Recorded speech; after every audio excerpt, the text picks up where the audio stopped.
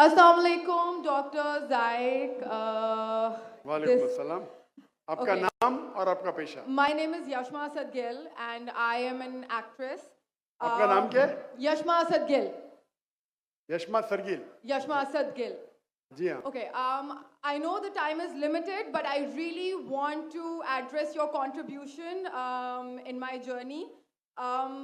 There was a time when I had fallen into the trap of atheism back in the days when I was doing my bachelor's. But Alhamdulillah, it was your videos and your lectures that brought me back to my religion and brought my spirituality back to me and my faith back to me. So Alhamdulillah for that, and thank you for coming to my country and especially my city.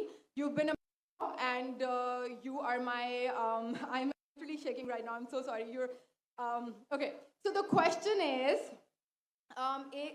pardon me if I say anything wrong because my knowledge is limited, but at the time when I was doing my research and I came across your lectures, there was everything else that I could understand, but one question still remains, which is that this concept of predestination, and then there is this one concept of us human beings and Jannat having free will, right?